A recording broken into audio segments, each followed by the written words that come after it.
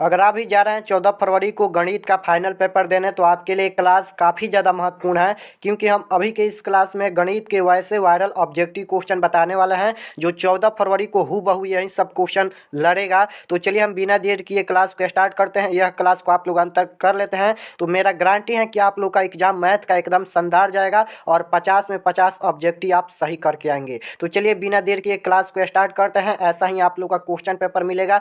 Set code कुछ भी मिल सकता है, ABCD कुछ भी मिल सकता है, हमारे पास यहाँ पर सेट कोड ए है। तो चलिए नंबर क्वेश्चन आपके स्क्रीन पर है। पहला नंबर क्वेश्चन पूछा गया है, 2 × sin² A plus cos² A का वैल्यू क्या होगा।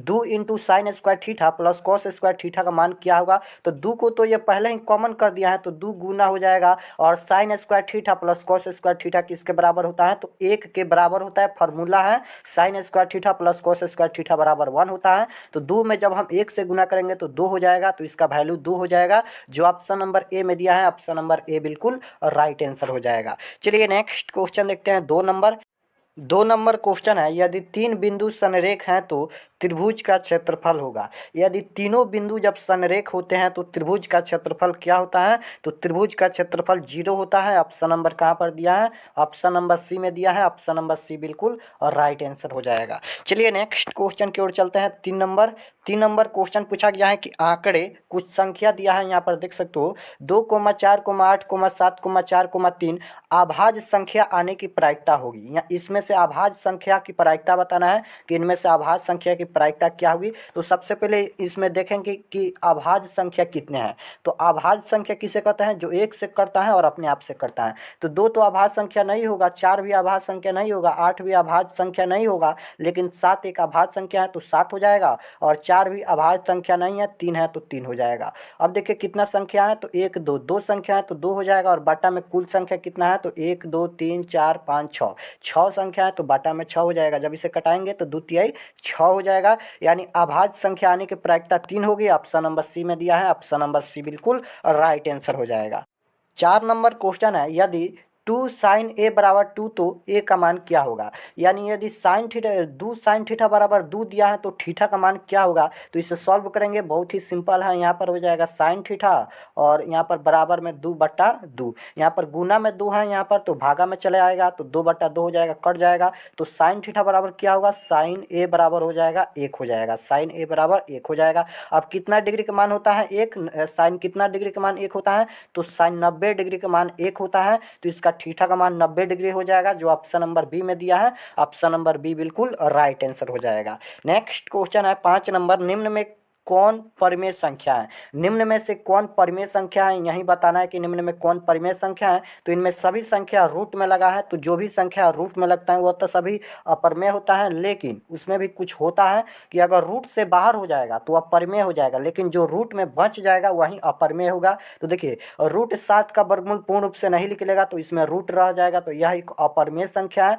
और बी ऑप्शन में दिया है 10 प्लस √100, तो यहाँ पर हो जाएगा 10 प्लस में √100 का वर्गमूल भी 10 होता है तो 10 हो जाएगा, यानी क्या हो जाएगा, तो यहाँ पर हो जाएगा 20 हो जाएगा। 20 को हम p/q के रूप में लिख सकते हैं। तो यह एक परिमेय संख्या है। ऑप्शन नंबर बी बिल्कुल राइट आंसर हो जाएगा। कन्फर्म है कि परिमेय और अपरिमेय का 2 क्वेश्चन 100% आप लोग को एग्जाम में पूछेगा। बस ध्यान दीजिएगा, कुछ कंफ्यूज मत होइएगा, क्योंकि एग्जाम में कुछ कंफ्यूज होने वाला क्वेश्चन जरूर देता है। और सी ऑप्शन देख लीजिए, चेक कर लीजिए, 2√3 है, √3 का वर्गमूल पूर्ण रूप से नहीं निकलता है, और √5 का भी वर्गमूल पूर्ण रूप से नहीं निकलता है। तो यहाँ पर 2 तो एक परिमेय संख्या है, लेकिन रूट एक अपरिमेय संख्या है। तो आप जानते हैं, आप पढ़े होंगे कि एक परिमेय संख्या और एक अपरिमेय संख्या का गुणनफल या भागफल या योगफल हमेशा क्या आता है आंसर, तो हमेशा अपरिमेय संख्या आता है। तो ये सभी अपरिमेय संख्या है, लेकिन बी ऑप्शन जो दिया है यह एक परिमेय संख्या है। ऑप्शन नंबर बी बिल्कुल और राइट आंसर हो जाएगा। नेक्स्ट क्वेश्चन है 6 नंबर क्वेश्चन है, निम्नलिखित में कौन सा युग्म सहअभाज्य संख्या है। निम्नलिखित में कौन सा युग्म सहअभाज्य संख्या है। तो सहअभाज्य संख्या किसे कहते हैं, तो जिसका HCF 1 हो उसे सहअभाज्य संख्या कहते हैं। तो ए ऑप्शन में दिया है 14,35, ये कभी सहअभाज्य संख्या नहीं होगा। 18,25 ये भी कभी यहाँ पर सहअभाज्य संख्या नहीं होगा, HCF इसका 1 नहीं आएगा। सी ऑप्शन दिया है 13,52, यह हो जाएगा क्योंकि 13 चौका 52 हो जाएगा और इसका HCF 1 आएगा। आएगा जो ऑप्शन नंबर सी में दिया है, ऑप्शन नंबर सी बिल्कुल राइट आंसर हो जाएगा। चलिए नेक्स्ट क्वेश्चन देखते हैं 7 नंबर। 7 नंबर क्वेश्चन है के किस मान के लिए समीकरण के किस मान के लिए द्विघात समीकरण 8x² प्लस के एक्स प्लस 2 बराबर 0 का मूल समान है।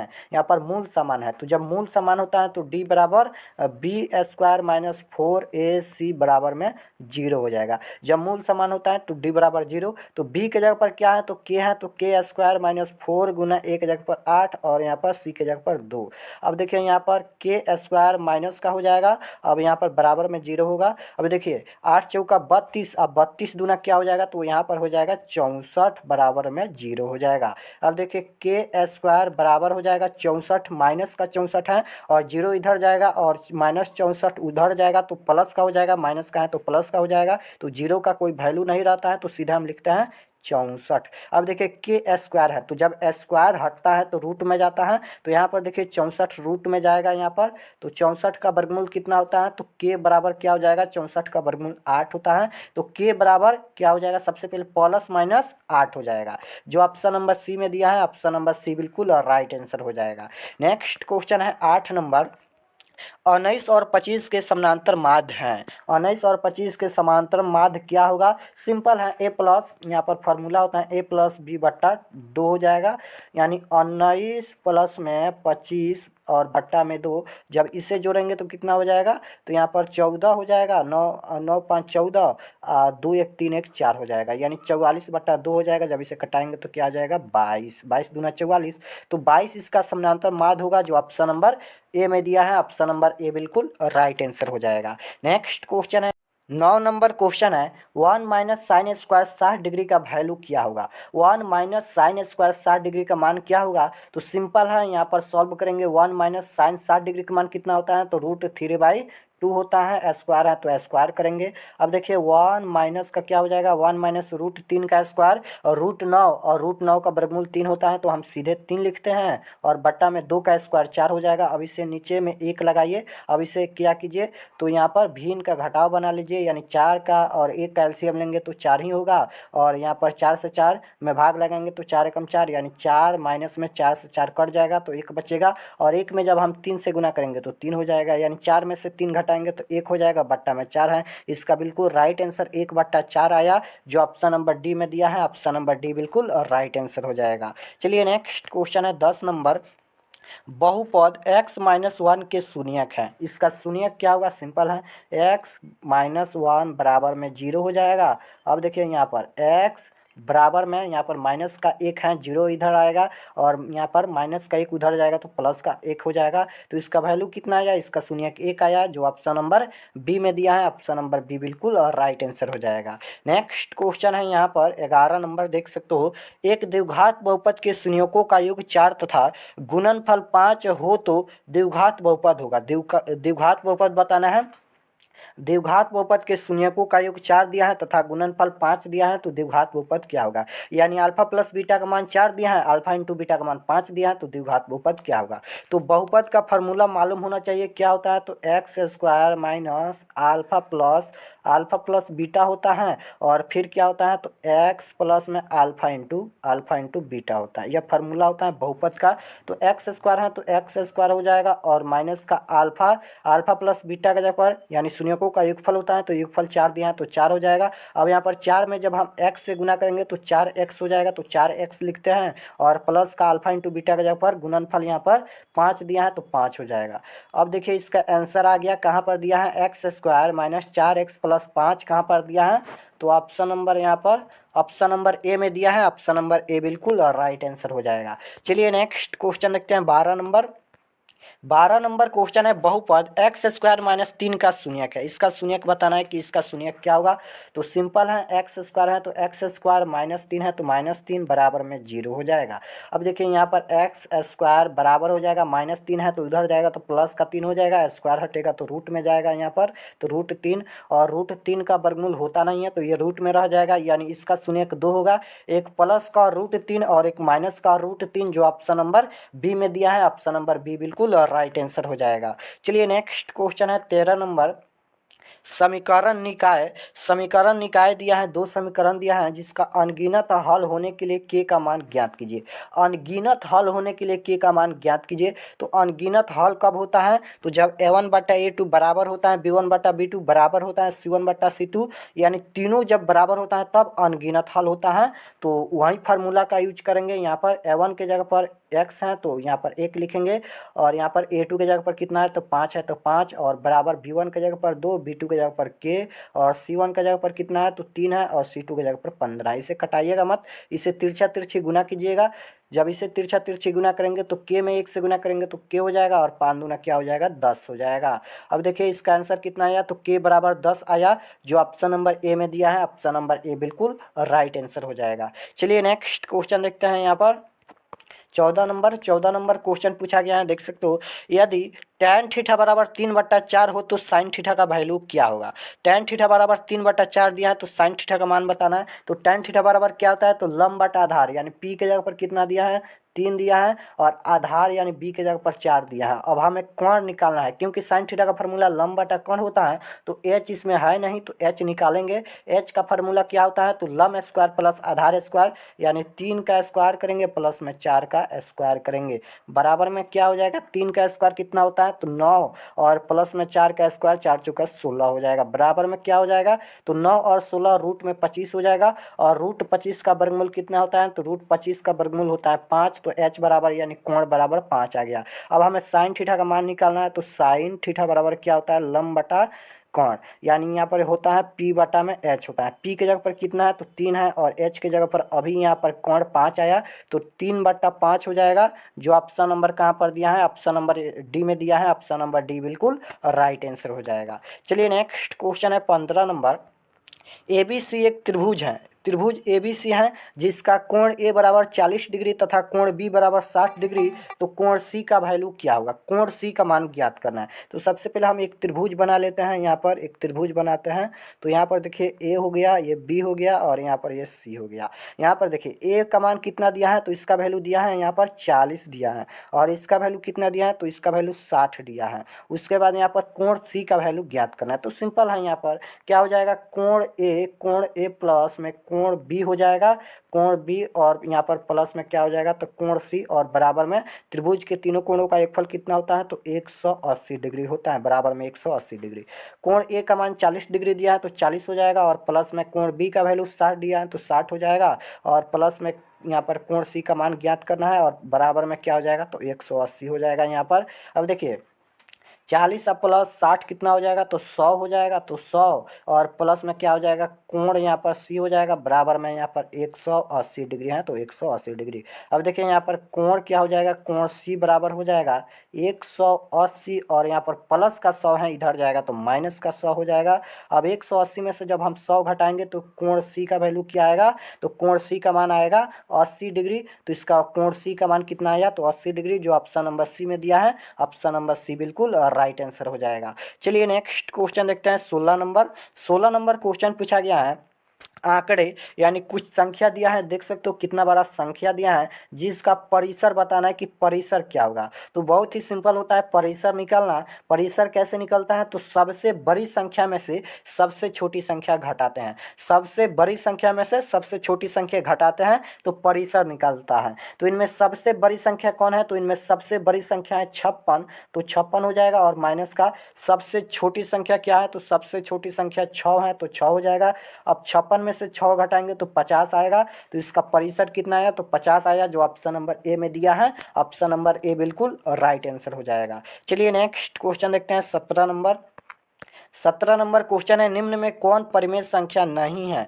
पूछा गया है कि निम्न में कौन परिमेय संख्या नहीं है। आप लोग क्वेश्चन 2 बार 3 बार पढ़िएगा एग्जाम में, नहीं तो आप लोग मार दीजिएगा। पूछा है कि निम्न में कौन परिमेय संख्या है, सर दे √16 या 3 गुना √3, इस पर मार दीजिएगा। सबसे पहले क्वेश्चन को पढ़िए। पूछा गया है निम्न में कौन परिमेय संख्या नहीं है, नहीं पूछा है, यानी कौन अपरिमेय संख्या है। तो √16 का वर्गमूल 4 होता है, यह तो एक परिमेय संख्या है। और √3 गुना √3, अब √3 में √3 से गुना करेंगे √9 और √9 का वर्गमूल 3 होता है, यह भी एक परिमेय संख्या है। √25 का वर्गमूल 5 होता है, यह भी एक परिमेय संख्या है।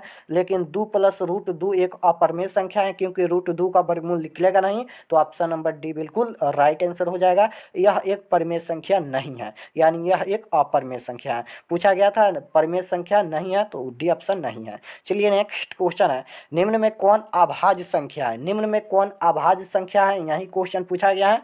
तो अभाज्य संख्या कौन होता है? जो 1 से कटता है और अपने आप से कटता है। तो यहाँ पर 11 एक अभाज्य संख्या है, ऑप्शन नंबर बी बिल्कुल राइट आंसर हो जाएगा। चलिए नेक्स्ट क्वेश्चन देखते हैं। नेक्स्ट क्वेश्चन है 19 नंबर। एपी दिया है यानी समानांतर श्रेणी दिया है, 2,5,6,2,7 डॉट डॉट का 19वां पद क्या होगा? 19वां पद का मान बताना है, तो फार्मूला लिखेंगे a प्लस में 18d लिखेंगे। एक घटा कर लिखते हैं, कोई भी पद पूछता है तो एक घटा कर लिखते हैं। तो एक जगह पर क्या है, तो 2 है और प्लस में 18 गुना d कैसे निकलता है, तो दूसरे पद में से पहले पद को घटाया जाता है तब d निकलता है, यानी सार्वंतर निकलता है। तो यहाँ पर 5 में से 2 घटाएंगे तो कितना हो जाएगा? 3 हो जाएगा। अब देखिए यहाँ पर 2 प्लस में 18 तिया कितना होता है, तो 18 तिया 54 होता है, तो 54 हो जाएगा, और 54 आ 2 कितना हो जाएगा? 56 हो जाएगा। जो ऑप्शन नंबर सी में दिया है, ऑप्शन नंबर सी बिल्कुल राइट आंसर हो जाएगा। चलिए नेक्स्ट क्वेश्चन देखते हैं 20 नंबर। 20 नंबर क्वेश्चन है, किसी घटना की प्रायिकता का अधिकतम मान होता है। किसी घटना की प्रायिकता का अधिकतम मान क्या होता है, तो 1 होता है। ऑप्शन नंबर बी में दिया है, ऑप्शन नंबर बी बिल्कुल राइट आंसर हो जाएगा। याद रखिएगा, किसी घटना की प्रायिकता का अधिकतम मान 1 होता है। मान लीजिए कोई घटना घटने वाला है, या तो घटेगा या तो सही होगा, यानी कोई भी एक ही हो सकता है। जैसे एक सिक्का उछाला जाता है, एक सिक्का उछाला जाता है तो या तो हेड आएगा या तो टेल आएगा, यानी एक ही नो आएगा, दोनों तो एक बार नहीं आएगा। तो इसका बिल्कुल right answer option number B हो जाएगा। किसी घटना की प्रायिकता का अधिकतम मान 1 होता है। चलिए नेक्स्ट 21 नंबर क्वेश्चन है, समीकरण दिया है 2x² - 6y + 3 = 0 के विवेचक होगा। समीकरण क्या दिया है, तो 2x² - 6y + 3 = 0 के विवेचक क्या होगा, यही क्वेश्चन पूछा गया है। तो विविधकर पूछे या विवेचक, दोनों एक ही होता है। कई बच्चे कंफ्यूज हो जाएंगे कि हम यहाँ पर पढ़ाएंगे विवेचक और एग्जाम में अगर पूछ देगा कि विविधकर ज्ञात कीजिए, तो वहाँ पर कंफ्यूज हो जाएंगे। तो कंफ्यूज होने की जरूरत नहीं है, विविधकर पूछे या विवेचक पूछे, दोनों एक ही होता है। तो वहीं फार्मूला का यूज करेंगे, डी बराबर क्या होता है, b² - 4ac फार्मूला होता है विवेचकर का या विवेचक का। तो b के जगह पर -6 है, तो -6 का स्क्वायर करेंगे, -4 गुना a के जगह पर कितना है, 2 है, और c के जगह पर कितना है, तो c के जगह पर 3 है। अब -6 का स्क्वायर करेंगे तो क्या हो जाएगा, प्लस का 36 हो जाएगा, और यहाँ पर -4 दूना 8, 8 तिया 24। अब देखिए 24 हो गया। 36 में से जब हम 24 घटाएंगे तो कितना आएगा, तो यहाँ पर 12 आ जाएगा। तो इसका विविधकर या विवेचक कितना आया, तो 12 आया, जो ऑप्शन नंबर बी में दिया है, ऑप्शन नंबर बी बिल्कुल राइट आंसर हो जाएगा। चलिए नेक्स्ट क्वेश्चन देखते हैं 22 नंबर। 22 नंबर क्वेश्चन है, बहुपद बहुपद दिया है x² - 2x - 4 के मूलों का गुणनफल होगा। यहाँ पर गुणनफल पूछा गया है कि मूलों का गुणनफल क्या होगा, यानी अल्फा इंटू बीटा पूछा गया है, अल्फा इंटू बीटा। तो अल्फा इंटू बीटा यानी मूलों का गुणनफल होता है। इसका फार्मूला क्या होता है, तो c/a होता है। अल्फा इंटू बीटा यानी गुणनफल का फार्मूला c/a होता है। c के जगह पर कितना है, -4 है, और यहाँ पर a के जगह पर x² है, यानी 1 लिखेंगे। अब देखिए -4/a का मतलब -4 होता है, जो ऑप्शन नंबर ए में दिया है, ऑप्शन नंबर ए बिल्कुल राइट आंसर हो जाएगा। चलिए नेक्स्ट क्वेश्चन है 23 नंबर। रैखिक बहुपद के शून्य की संख्या होती है। रैखिक बहुपद के शून्य की संख्या क्या होती है, तो 1 होती है, याद रखिएगा। और रैखिक बहुपद के शून्य की संख्या 1 होती है। द्विघात बहुपद के शून्य की संख्या 2 होती है। त्रिघात बहुपद के शून्य की संख्या 3 होती है। चतुर्थ बहुपद का शून्य की संख्या 4 होती है। चारों याद रखिएगा। नेक्स्ट क्वेश्चन है, बिंदु दिया है 24 नंबर में, बिंदु -6, -7 का कोटि है। कोटि पूछा गया है कि कोटि क्या होगा, तो जो x होता है या भुज होता है, और जो y होता है वह कोटि होता है। यानी x के जगह पर 6 है, यानी भुज के जगह पर -6 है, और यहाँ पर y के जगह पर -7 है, यानी कोटि के जगह पर -7 है। तो इसका कोटि कौन हो जाएगा, तो -7 होगा, जो ऑप्शन नंबर बी में दिया है, ऑप्शन नंबर बी बिल्कुल राइट आंसर हो जाएगा। नेक्स्ट क्वेश्चन है 25 नंबर। बिंदु -4,5 किस पाद में स्थित है। -4,5 किस पाद में स्थित है, तो ये ग्राफ ध्यान से समझिएगा, हम हर वीडियो में ये ग्राफ समझाते हैं। तो देखिए पहला पाद में क्या होता है, तो प्लस कुमा प्लस। दूसरा पाद में क्या होता है, तो माइनस कुमा प्लस। तीसरा पाद में क्या होता है, तो तीसरा पाद में माइनस कुमा माइनस। और चौथा पाद में क्या होता है, तो प्लस कोमा माइनस होता है। तो हमें संख्या से कोई मतलब नहीं है, हमें बस देखना है माइनस प्लस देखना है कि किस में माइनस लगा है किस में प्लस छुपा है। तो देखिए पहला में माइनस लगा है और दूसरा में प्लस छुपा है, क्योंकि कोई भी संख्या में प्लस छुपा रहता है। तो माइनस प्लस किस में है, तो माइनस प्लस देख सकते हो द्वितीय पाद में है। तो ऑप्शन नंबर बी बिल्कुल राइट आंसर हो जाएगा, द्वितीय पाद। चलिए नेक्स्ट क्वेश्चन देखते हैं 26 नंबर। 26 नंबर क्वेश्चन है 37 डिग्री प्लस कॉस 60 डिग्री का वैल्यू क्या होगा। 37 डिग्री प्लस कॉस 60 डिग्री का मान क्या होगा। 37 डिग्री का मान कितना होता है, तो 37 डिग्री का मान होता है 1/2 और प्लस में कॉस 60 डिग्री का मान भी 1/2 होता है। दो दो का एलसीएम लीजिए तो 2 हो जाएगा और 2 से 2 कट जाएगा तो क्या हो जाएगा, 1 प्लस में 1 हो जाएगा और 1 1 2 हो जाएगा, बट्टा में 2, जब इसे कटाएंगे तो 1 हो जाएगा। तो इसका वैल्यू 1 आया जो ऑप्शन नंबर ए में दिया है। ऑप्शन नंबर ए बिल्कुल राइट आंसर हो जाएगा। चलिए नेक्स्ट क्वेश्चन है 27 नंबर। आंकड़ा दिया है, देख सकते हो यहाँ पर भी आंकड़े दिया है, यानी संख्या दिया है जिसका बहुलक बताना है कि बहुलक क्या होगा। तो बहुत ही सिंपल होता है बहुलक बताना, जो संख्या इनमें बार बार रिपीट हुआ है वही बहुलक होगा, यानी जो संख्या इनमें बार बार आया है वही बहुलक होगा। तो सबसे ज़्यादा बार संख्या कौन रिपीट हुआ है, तो इनमें सबसे ज़्यादा बार संख्या 4 रिपीट हुआ है, तो इसका बहुलक भी 4 हो जाएगा जो ऑप्शन नंबर ए में दिया है। ऑप्शन नंबर ए बिल्कुल राइट आंसर हो जाएगा। चलिए नेक्स्ट क्वेश्चन देखते हैं 28 नंबर क्वेश्चन है प्रथम 5 प्राकृत संख्याओं का माध्य होगा। प्रथम 5 प्राकृत संख्याओं का माध्य क्या होगा, तो सिंपल है माध्य निकालना। सबसे पहले प्रथम 5 प्राकृत संख्या लिखेंगे, यानी 1 2 3 और 4 और 5 हो जाएगा। यही एक प्राकृत संख्या है, प्रथम 5 प्राकृत संख्या है। प्राकृत संख्या 1 से स्टार्ट होता है और अनंत तक जाता है, आप लोग को याद होना चाहिए। अब माध्य कैसे निकलता है, तो सभी संख्याओं को जोड़ेंगे, 1 प्लस 2 प्लस 3 प्लस में 4 प्लस में 5 हो जाएगा और बटा में कुल संख्या है, यानी कितना संख्या है, तो 1 2 3 4 5 संख्या है तो 5 हो जाएगा।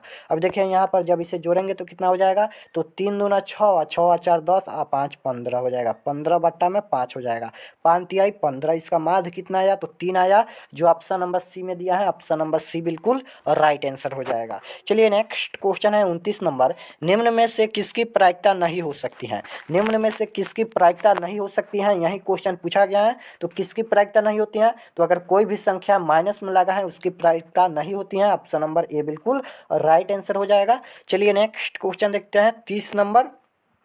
30 नंबर क्वेश्चन है एक गोले का व्यास 14 सेंटीमीटर हो तो उसकी पृष्ठ क्षेत्रफल क्या होगा। एक गोले का व्यास दिया है यहाँ पर 14 सेंटीमीटर, तो उसकी पृष्ठ क्षेत्रफल क्या होगा। तो सबसे पहले गोले का पृष्ठ क्षेत्रफल क्या होता है, तो 4 गुना पाई के जगह पर 22/7 लिखेंगे और गुना 4 पाई r², यानी r नहीं दिया है, त्रिज्या नहीं दिया है, व्यास दिया है, तो त्रिज्या कैसे निकलेगा, तो इसको आधा कर देंगे, त्रिज्या हो जाएगा, यानी 14 का जब आधा करेंगे तो 7 हो जाएगा, तो 7 गुना 7 हो जाएगा। 7 से 7 एक कैंसिल हो जाएगा तो क्या बचेगा, 4 गुना 22 गुना में 7 हो जाएगा। जब इसे गुना करेंगे तो 6 से 16 आएगा, गुना करके देख लीजिएगा, 6 से 16 आएगा। चलिए नेक्स्ट क्वेश्चन देखते हैं यहाँ पर 31 नंबर। 31 नंबर क्वेश्चन है वृत्त की सबसे बड़ी जीवा होती हैं। वृत्त की सबसे बड़ी जीवा क्या होती हैं, तो याद रखिएगा वृत्त की सबसे बड़ी जीवा व्यास होती हैं, जो ऑप्शन नंबर ए में दिया है। ऑप्शन नंबर ए बिल्कुल राइट आंसर हो जाएगा। चलिए नेक्स्ट क्वेश्चन है 32 नंबर। निम्न में कौन परिमेय संख्या है। निम्न में कौन परिमेय संख्या है, तो परिमेय संख्या पूछा गया तो सिंपल है, क्या दिया है सी ऑप्शन में, सी ऑप्शन ही परिमेय संख्या होगा। दिया गया है यहाँ पर √2 बट्टा में दिया गया है 2 प्लस में √2 दिया है। अब √2 से √2 कैंसिल हो जाएगा, केवल 2 बचेगा, तो 2 एक परिमेय संख्या है, तो ऑप्शन नंबर सी बिल्कुल राइट आंसर हो जाएगा। चलिए नेक्स्ट क्वेश्चन है 33 नंबर। युग्म समीकरण, यहाँ पर 2 समीकरण दिया गया है कि कितने हल होंगे। आप लोग को बताना है कि कितना हल होगा, तो फार्मूला लगाएंगे a1/a2 बराबर b1/b2 बराबर c1/c2। a1 के जगह पर 1, a2 के जगह पर 2 बराबर b1 के जगह पर 2, b2 के जगह पर 4 और बराबर c1 के जगह पर 4, c2 के जगह पर यहाँ पर 8 हो जाएगा। यहाँ पर 1/2 है तो 1/2 हो जाएगा, बराबर में 2 दूना 4 यानी 1/2 ये भी हो जाएगा, 4 दूना 8 हो जाएगा, बराबर में 1/2 ये भी हो जाएगा, यानी तीनों बराबर हैं। देखिए 1/2 बराबर 1/2 बराबर 1/2, जब तीनों बराबर होता है तो यह इसका अनगिनत हल होता है और ये संपाती होता है, याद रखिएगा। चलिए नेक्स्ट क्वेश्चन देखते हैं 34 नंबर। 34 नंबर क्वेश्चन पूछा गया है पाई एक संख्या है। पाई कौन सी संख्या है, तो पाई हमेशा अपरिमेय संख्या होता है, याद रखिएगा। पाई हमेशा अपरिमेय संख्या होता है। ऑप्शन नंबर बी बिल्कुल राइट आंसर हो जाएगा। नेक्स्ट क्वेश्चन है, निम्न में कौन परिमेय संख्या नहीं है। फिर पूछा गया है कि निम्न में कौन परिमेय संख्या नहीं है, तो √7 एक परिमेय संख्या नहीं है, यह एक अपरिमेय संख्या है। चलिए, तो हम 35 क्वेश्चन करा दिए और आप लोग का ये होमवर्क भी है। इसका आंसर आप लोग को कमेंट में देना है कि रैखिक समीकरण का कोई हल नहीं है तो संगत होगा या असंगत या दोनों या इनमें से कोई नहीं। इसका आंसर आप लोग कमेंट में दीजिएगा कि रैखिक समीकरण का जब कोई हल नहीं है तो संगत होगा या असंगत या दोनों या इनमें से कोई नहीं। इसका आंसर आप लोग सभी लोग कमेंट में दीजिएगा। हम सभी का कमेंट देखते हैं और रिप्लाई भी देते हैं, तो आप लोग कमेंट जरूर करना। तो यहाँ पर हम 35 ऑब्जेक्टिव क्वेश्चन बताए हैं, आप लोग कमेंट में जरूर बताइएगा कि 35 में से कितना सही हुआ और यह क्लास कैसा लगा। अगर आप लोग चैनल पर नए हैं तो चैनल को प्लीज़ सब्सक्राइब कर लीजिए ताकि आने वाले नेक्स्ट क्लास आपके पास जरूर पहुँचे। और वीडियो को लाइक कर दीजिए, अपने दोस्तों के पास भी शेयर कर दीजिएगा। अगर आप लोग व्हाट्सएप ग्रुप में नहीं जुड़े हैं तो यहाँ पर नंबर लिख देते हैं, यहाँ पर 82 92 92 96 27। इस पर आप लोग को एसएमएस करना है। अगर सभी विषय का गेस क्वेश्चन चाहिए तो इस पर आप लोग को एसएमएस करना होगा, क्योंकि हम सभी सब्जेक्ट का तो गेस क्वेश्चन ग्रुप में दे ही दिए हैं। आप लोग भी ग्रुप में जुड़िए और आप लोग भी गेस क्वेश्चन फ्री में प्राप्त कीजिए। मिलते हैं नेक्स्ट क्लास में, आप सभी को धन्यवाद।